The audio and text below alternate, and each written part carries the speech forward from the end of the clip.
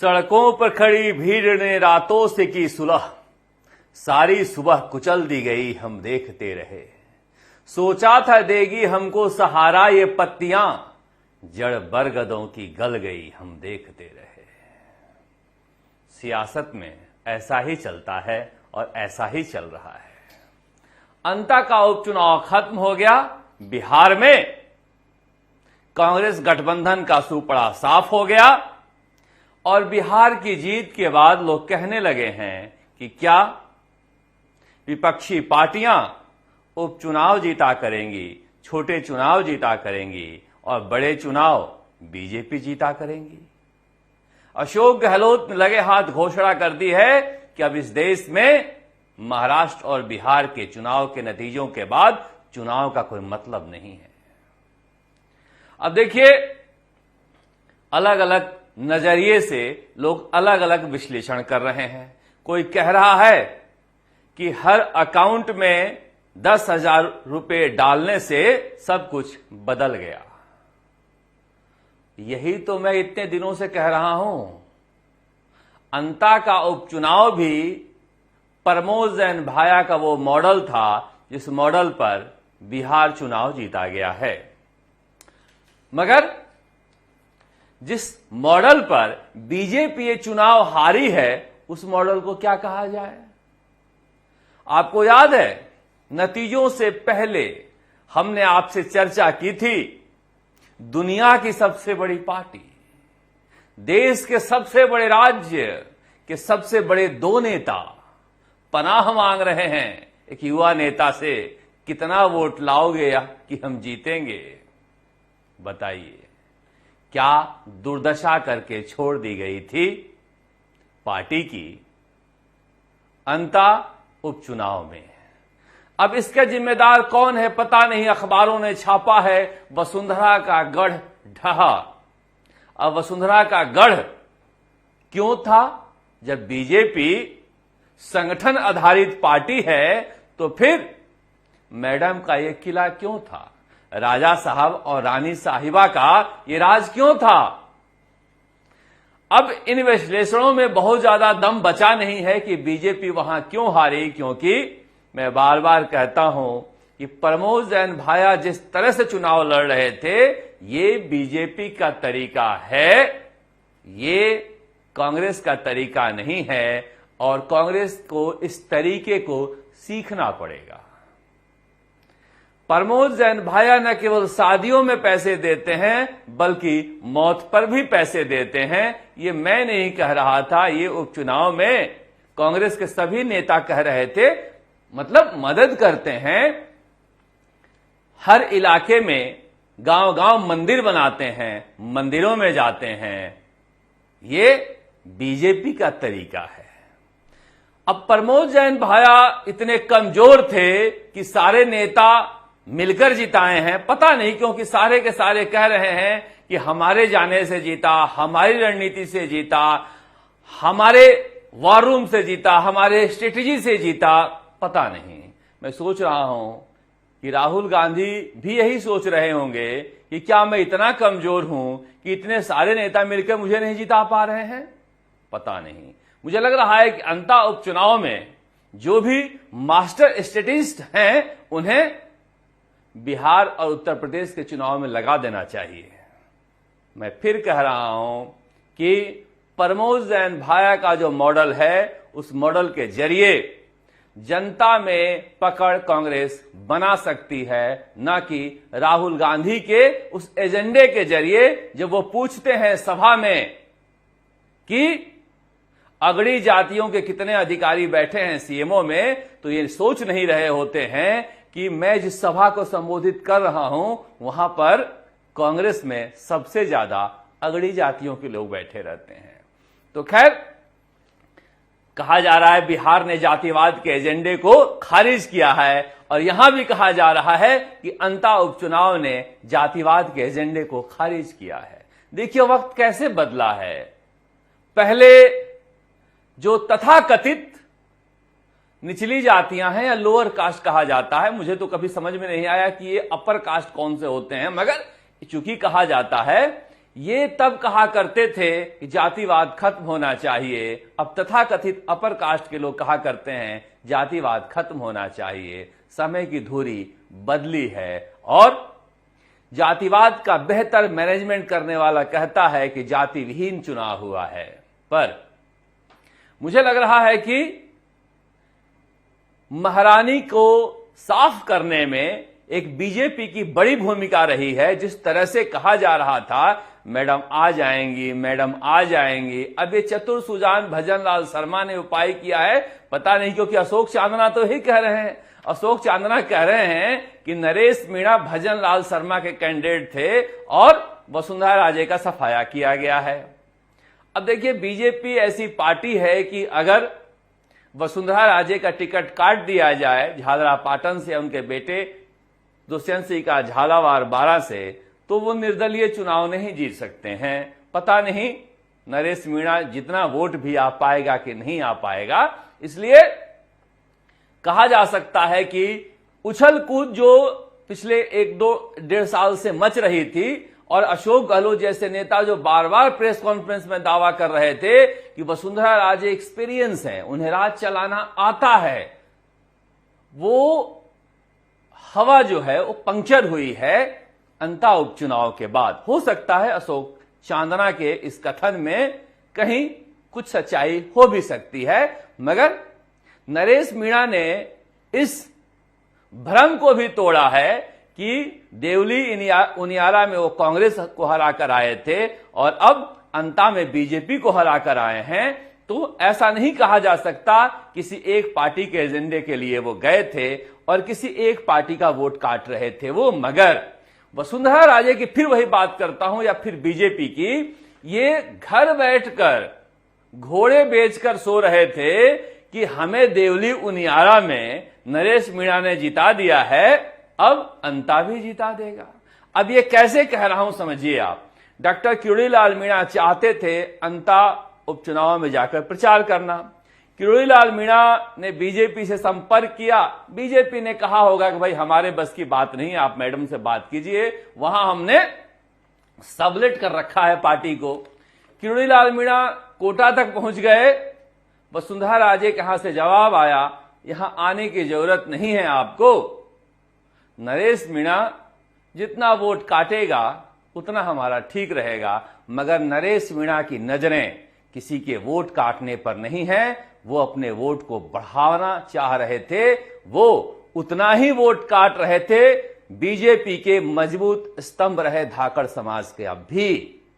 इसलिए इस भ्रम में मत जिए आप कि वो किसकी तरफ हैं, वो सिर्फ और सिर्फ अपनी तरफ हैं। और जो लोग खारिज कर रहे हैं, देखिए फिर लोग कहेंगे कि आप तो क्या है नरेश मीणा को बढ़ा चढ़ाकर बताते हो। कोई कुछ भी नहीं बताता है उस व्यक्ति को जो बीजेपी के बराबर वोट लाया है। ममता बनर्जी को कितने दिन लगे थे संघर्ष करने में, नीतीश और लालू को कितने दिनों बाद सत्ता मिली थी, देवीलाल को कितने दिनों बाद सत्ता मिली थी। इस तरह से हनुमान बेनीवाल को, नरेश मीणा को खारिज नहीं किया जा सकता। मैं जानता हूं कि राजस्थान में लड़ने की प्रवृत्ति कम रही है, जो हनुमान बेनीवाल कहते हैं यहां अंग्रेज आए तो अंग्रेजों ने आराम से शासन किया, मुगल आए मुगलों ने आराम से शासन किया। 2-4 उदाहरण हैं, महाराणा प्रताप और दुर्गादास राठौड़ जैसे कई उदाहरण हैं। अंग्रेज के आए तो उनके साथ भी हो लिए, अब वहां पर भी अव्वा जैसे आंदोलन उदाहरण है, मगर ये छिटपुट आंदोलन के उदाहरण हैं। तो एक मिजाज है, किसी भी राज्य का मिजाज होता है, उस मिजाज के नजरिए से यहां थर्ड फ्रंट बहुत मुश्किल काम है। पर ऐसा भी नहीं है, हनुमान बेनीवाल राजनीति कर ही रहे हैं। अब देखिए अपने सोचने का तरीका होता है, किसी को लगता है मैं मंत्री बनने के लिए चुनाव में हूं, किसी को लगता है मैं पब्लिक के कॉज के लिए चुनाव में हूं। अब वो उस नजरिए से देखेगा तो लगेगा कि इसने कुछ भी हासिल नहीं किया, और हनुमान बेनीवाल उस नजरिए से देखते हैं तो कहते हैं कि कितना गरीब आदमी है, मंत्री बनकर तंग हुआ पड़ा है। तो देखने का अपना नजरिया होता है, उस नजरिए से आप देखेंगे तो दूसरा व्यक्ति हमेशा परेशान दिखेगा, या फिर दूसरे नजरिए से देखिएगा तो दूसरा आदमी हमेशा आपको सुखी दिखेगा। देखने का अपना तरीका होता है। पर मैं फिर कह रहा हूं कि जो ये उपचुनाव हुआ, आप देखिए ये क्या अच्छा दृश्य था कि वसुंधरा राजे वहां पर इस तरह से क्या चाहिए बता रही थी और भजन लाल शर्मा डायरी निकाल के नोट कर रहे थे, जैसा कि टीकाराम जूली बता रहे हैं। भजन लाल शर्मा कार्यकर्ता की तरह लिख रहे हैं और ये मुख्यमंत्री की तरह बोल रही हैं, और उप मुख्यमंत्री जो हैं, जो बेकार का घूम रहे थे बाबू प्रेमचंद बैरवा, वो ताली बजा रहे हैं। ये ड्रामा बहुत ही खराब था और इस ड्रामा का इंपैक्ट कुछ भी नहीं हो रहा था, इसलिए कि भजन लाल शर्मा को लेकर लोग कहते हैं ये जा रहे हैं। अब मैं हमेशा से कहता हूं कि देखो, ना तो अपनी प्रतिभा पर आए हैं, ना अपने बहुमत पर आए हैं जो बहुमत खो देंगे। ये प्रधानमंत्री नरेंद्र मोदी और अमित शाह की पसंद से आए हैं। जब तक उनकी आंखों से नहीं उतरेंगे, ये नूर राजस्थान का बना ही रहेंगे। पर ये मिथक भी टूटा है कि इनके बनने से ब्राह्मण बीजेपी के साथ रहेंगे। दौसा उपचुनाव हो या अंता उपचुनाव हो, दोनों ही उपचुनाव में जब पार्टी को जरूरत थी ब्राह्मण वोटों के, तो वो अपने सहूलियत के हिसाब से निकल लिए। भजन लाल शर्मा के रोड शो के बाद भी और अंता में तो दो रोड शो के बाद भी। अब क्या भजन लाल शर्मा के ऊपर जिम्मेदारी थी इसलिए वो निभा रहे थे, मगर जब ये नॉमिनेशन फाइल कर रहे थे मोरपाल सुमन, तो अकेले दुष्यंत सिंह गए थे नॉमिनेशन भरवाने के लिए। हर कोई सोच रहा था कि ये क्या तरीका है। बाद में पता चला वसुंधरा राजे ने कहा था मेरे अंगने में तुम्हारा क्या काम है। वो तो आखिर में उन्हें लगा कि फंस गई तो सबको पूछने लगी, वरना अब बार बार क्या नाम लूं मैं, किन किन लोगों को बुलाकर वो चुनाव लड़ रही थी। इसलिए मुझे लग रहा है कि अशोक गहलोत या वसुंधरा राजे हों, दोनों को अब दोनों ही पार्टियों में हाशिए पर रखकर आगे बढ़ना चाहिए। अब अशोक गहलोत की जो छटपटाहट है कि अंता मैं जिता लाया या फिर अंता जीता तो हमारे कार्यकाल को लोग याद कर रहे थे इसलिए जीता। अब इस उदाहरण को लेंगे तो 7 में से 5 उपचुनाव बीजेपी जीती है, फिर तो भजन लाल शर्मा से पॉपुलर कोई है ही नहीं। अगर उपचुनाव जीतकर ही लोकप्रियता दिखानी है तो फिर भजन लाल शर्मा जैसा लोकप्रिय है नहीं, 7 में से 5 जीते हैं। और फिर इसी एक उपचुनावों के आधार पर यह तय होना है कि अशोक गहलोत का कार्यकाल कैसा था, तो उससे बुरा कोई कार्यकाल है ही नहीं। 5 उपचुनाव हारे हैं। इसलिए मुझे लग रहा है कि यह भी वही बता रहे हैं खड़ा होकर कि हमने 50,000 रुपए कर्ज माफ किया था। अब ये बीते दौर के नेता हो चुके हैं, इन्हें अब घर बैठाने का वक्त है, वरना ये सोशल मीडिया के जरिए पार्टी के जड़ में मट्ठा डालते रहते हैं। मैं बार बार कह रहा हूं कि इतने ही ज्यादा ये सारे के सारे चाणक्य हैं तो इन्हें भेज दो कांग्रेस को। चाणक्यों की जरूरत ज्यादा है, क्योंकि वहां पर सारे के सारे चाणक्य मुंह की खा रहे हैं। अब सारे चाणक्य कह देते हैं कि हमारा चंद्रगुप्त जो है वो काबिल नहीं है, इसलिए हम मुंह की खाते हैं। पर जरूरत है वहां जाकर काम करके दिखाओ, वरना उपचुनाव के नतीजे अपने हिसाब से अंता में आए हैं। इसका किसी भी मास्टर स्टडीज से कोई लेना नहीं है। ये प्रमोद जैन भाया का मैनेजमेंट था जिसका जिक्र किया जा रहा था, और बीजेपी के घर के अंदर का झगड़ा था। अब देखिए, जो 81,000 वोट लेकर वो हारे थे पिछली बार, और इस बार करीब 69,000 वोट लेकर वो जीते हैं, तो वोटों का बंटवारा एक फैक्टर रहा। मगर बीजेपी के यहां कोई भी इस चुनाव को लड़ने और लड़ाने के लिए तैयार नहीं था। वसुंधरा राजे के पास पैसा है, बीजेपी के पास पैसा है, मगर मैंने पहले भी कहा था, आपको याद होगा, वसुंधरा राजे पैसा नहीं खर्च करती हैं, और पैसा मोरपाल सुमन ने खर्च नहीं किया। और बिना पैसे का चुनाव लड़ रहे थे नरेश मीणा, जितना हो सके लोगों के दान से। वो अशोक चांदना कह ही रहे थे कि वो भेज देता है स्कैनर, पैसे आ जाते हैं, उस स्कैनरों के पैसे से कैसे चुनाव लड़ा जाए, मगर वो चुनाव लड़ लिए। अब आज नरेश मीणा निकले थे, बदले बदले से नजर आए। देखिए, सपने जब टूटते हैं तो फिर स्वभाव में स्वाभाविक बदलाव आता है, और ये आज टोंक में दिखाई दे रहे थे, जहां पर गौशाला में घूम रहे थे। अब देखिए, इनकी किस्मत है कि हारने के बाद भी बड़ी संख्या में लोग इनके साथ रहते हैं। अब बहुत सारे लोग कहते हैं कि इन्हें सलाह की जरूरत है। देखो, जीतने वाले के कई नाम होते हैं और हारने वाले को नसीहत देने की कतारें लग जाती है। अब सब नसीहत दे रहे हैं तो मैं फिर से नसीहत दे देता हूं। मैं तो नसीहत देते ही रहता हूं। हमारे से अगर बातचीत हो तो मैं तो कहता कि छवड़ा मत लड़ो, देवनी उनियारा मत लड़ो, और मैं ये भी कहता कि अंता मत लड़ो। अब उनकी इच्छा, पर मुझसे अगर बातचीत हुई होती तो मेरा मानना था कि इंतजार करना चाहिए, संगठन खड़ा करना चाहिए, और बेहतर होता कि कांग्रेस के मूल वोटर जहां से हैं वहां उस पार्टी में आप रहकर काम करें। मगर इनका कहना है कि कांग्रेस में रहकर नेताओं के पीछे पीछे घूमते घूमते मैं थक जाता हूं। सचिन पायलट के यहां जाओ तो डोटासरा नाराज हो जाता है, अशोक गहलोत नाराज हो जाता है, अशोक गहलोत के यहां जाओ तो डोटासरा नाराज हो जाता है, किसके यहां जाए पता ही नहीं चलता है। ये बात सही भी है। कल पटाखे फूट रहे थे प्रदेश कांग्रेस कार्यालय पर अंता उपचुनाव को लेकर, तो मैं सोच रहा था कि जिस पार्टी के राष्ट्रीय अध्यक्ष और बड़े नेता राहुल गांधी को सदमा लगा हो, उस पार्टी के कार्यकर्ता पटाखे क्यों फोड़ रहे हैं?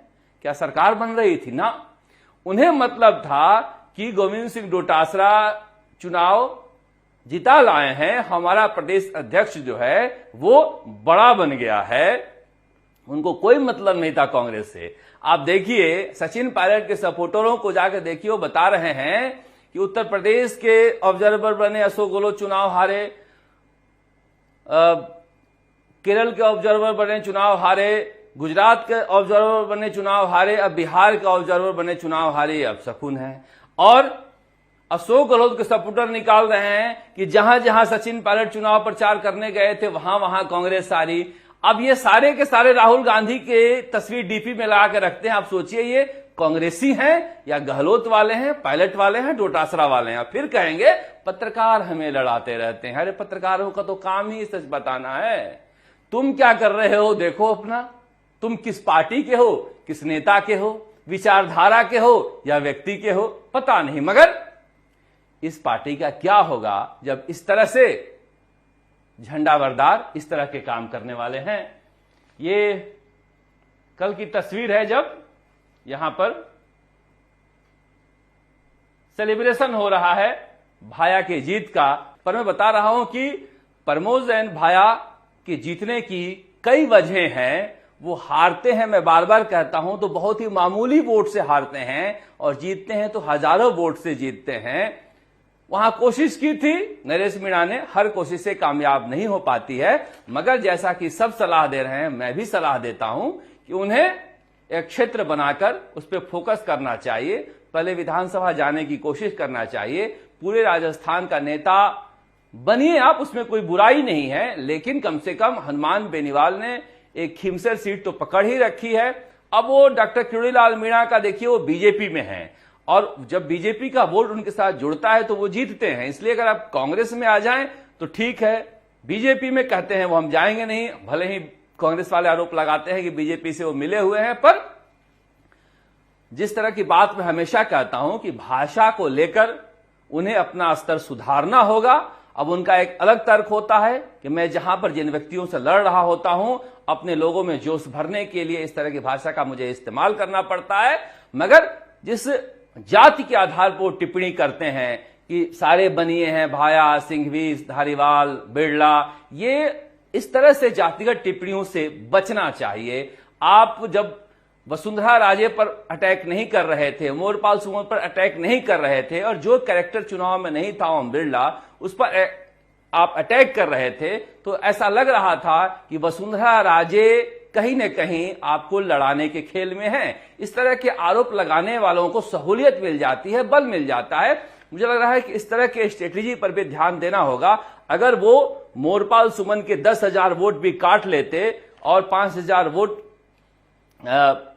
प्रमोद जैन भाया का, तो तस्वीर बदल जाती। मगर बिल्कुल ही उन्होंने वॉकओवर दे दिया बीजेपी को, जो इनके लिए नुकसानदेह रहा, और बाकी सारी सवर्ण जातियां नायक के रूप में प्रमोद जैन भाया के साथ जुट गई।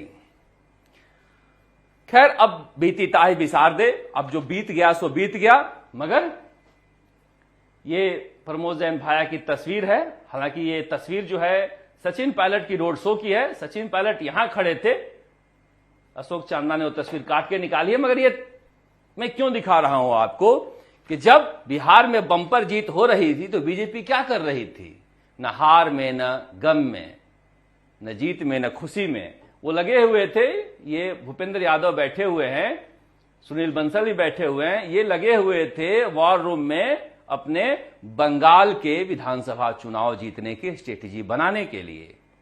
एक दिन का सेलिब्रेशन भी नहीं कर रहे थे ये, और यकीन मानिए हार जाते तो एक दिन का दुख भी नहीं मनाते, ये काम में लग जाते हैं और यही काम इनका चुनाव में बोलता है। अब भले ही आप ईवीएम पर ठीकरा फोड़ दीजिए या फिर ज्ञानेश कुमार पर फोड़ दीजिए या 10,000 रुपया देने पर फोड़ दीजिए, कुछ भी कह लीजिए, मगर सारे पत्रकारों का मानना है, जो घोषित रूप से कांग्रेसी पत्रकार है उनका भी मानना है कि स्ट्रेटेजी के तौर पर एनडीए ने बेहतर चुनाव लड़ा। अब अशोक गहलोत की कल भी जिक्र किया था मैंने। अब इस तरह का बयान देने की क्या जरूरत है कि मुझे पता नहीं कैसे तेजस्वी को घोषित किया गया मुख्यमंत्री का चेहरा। उनको कहना चाहिए कि हमने घोषित किया था चेहरा और हमारा असफल रहा या फिर सफल रहा। यह कहना कि राहुल गांधी जाने, राहुल गांधी के सिर पर ठीकरा फोड़ देना चुनाव के नतीजे खत्म होते ही, ये अच्छी बात नहीं है। वरिष्ठ नेता है, हर जिम्मेदारी राहुल गांधी पर नहीं छोड़कर कहना चाहिए। जब उस समय बाजार लूट रहे थे कि पाटलिपुत्र की धरती पर महान स्ट्रेटेजिस्ट बन के गए हैं घोषणा करने कि तेजस्वी होंगे मुख्यमंत्री के उम्मीदवार, तो कहना चाहिए कि हमारी चूक हो गई या चूक नहीं थी। ये कहना मुझे तो पता नहीं था राहुल गांधी जाने, मैं तो गया था बोलने के लिए, ये भी तरीका ठीक नहीं है। पर आगे की राजनीति क्या है? क्या वाकई भजन लाल शर्मा संकट में है? पता नहीं, क्योंकि बहुत सारे लोग कह रहे हैं कि बिहार चुनाव में बम्पर जीत के बाद और अंता उपचुनाव के बाद भजन लाल शर्मा के लिए मुश्किलें बढ़ेगी। कुछ लोग कह रहे हैं कि नहीं, उत्तर प्रदेश चुनाव तक ब्राह्मण चेहरे को हटाएंगे नहीं, क्योंकि उत्तर प्रदेश में ब्राह्मणों का वोट जो है स्टेक पर है। अब राजस्थान में ही ब्राह्मण भजन लाल शर्मा के नाम पर वोट नहीं दे रहे हैं, तो उत्तर प्रदेश के लोग क्या प्रभावित होंगे पता नहीं। मगर प्रतीकों के जरिए राजनीति जितने बेहतर तरीके से बीजेपी कर पाती है, कांग्रेस के बूते की बाहर की बात है। बिरसा मुंडा, चूंकि हम तो जमशेदपुर में मेरा बचपन बीता है, इसलिए मैं बिरसा मुंडा के पर्व को मनाते रहा हूं बचपन से, मगर पूरे देश भर में बिरसा मुंडा की जयंती, आदिवासी महापुरुष की जयंती मनाकर बीजेपी प्रतीकों के जरिए कैसे एक समूह से अपना रिश्ता जोड़ लेती है, ये सबसे बड़ा उदाहरण है। और इन्हीं प्रतीकों के जरिए जब प्रधानमंत्री नरेंद्र मोदी कह रहे थे गमछा हिला के छठी मैया की जय और बिहार ने गर्दा उड़ा दिया, तो समझिए कि उस पर्सनल टच को वो टच करते हैं, जो टच कहीं ना कहीं कांग्रेस में मिसिंग है। मैं फिर कह रहा हूं कि अभी सलाह के तो अनगिनत सलाह लोग राहुल गांधी को दे सकते हैं, मगर कहीं ना कहीं कुछ ना कुछ समस्या है। अगर इसी तरह चलता रहा तो लोग कह रहे हैं उपचुनाव जीतते जाइए, मगर चुनाव में क्या पता बीजेपी 160 सीट लेकर आ जाए, क्योंकि कांग्रेस को अब भी समझ में नहीं आ रहा है कि बिहार में सीटें कहां गई। ठीक उसी तरह जैसे अशोक गहलोत को 3 बार हारने के बाद ये समझ में नहीं आता कि हम कैसे हारे। कहीं ऐसा न हो कि इतिहास प्रधानमंत्री नरेंद्र मोदी बनाते जा रहे हैं, राजस्थान में भी रोटी पलटने का इतिहास बदल दिया जाए। अब ये देखिए, ये तस्वीर मैं आपको दिखा रहा था, ये भी बेहद दिलचस्प तस्वीर है, जहां पर हनुमान बेनीवाल और क्यूरीलाल मीणा दोनों पहुंचे हैं वासुदेव देवनानी की धर्म पत्नी के मृत्यु पर शोक व्यक्त करने के लिए, और दोनों साथ बैठे हैं। मगर देखिए, एक समय ये दोनों निकले थे तीसरा मोर्चा बनाने के लिए, अब इतने खटास हो गए हैं मन में कि साथ बैठे हैं मगर बात भी नहीं हो पा रही है। कुछ लोगों ने तो कहा कि दुआ सलाम भी ठीक से नहीं हो पाया, नजरें भी ठीक से नहीं मिली। पर सुनते हैं बाबा क्या कह रहे हैं। पूरी सरकार भी अंता में लगी हुई थी, उसके बावजूद भी हार, उसका बैठ के विश्लेषण करना पड़ेगा। और जैसे भूख छाव सुख दुख का जोड़ा है, वैसे हार जीत का जोड़ा है डेमोक्रेसी में।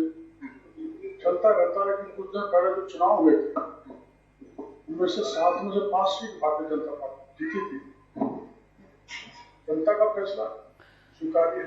ये क्या आपने देखा किस तरह से कुटिल मुस्कान के साथ बाबा बोले? इस मुस्कुराहट के पीछे कई तरह की सियासतें छिपी हुई है।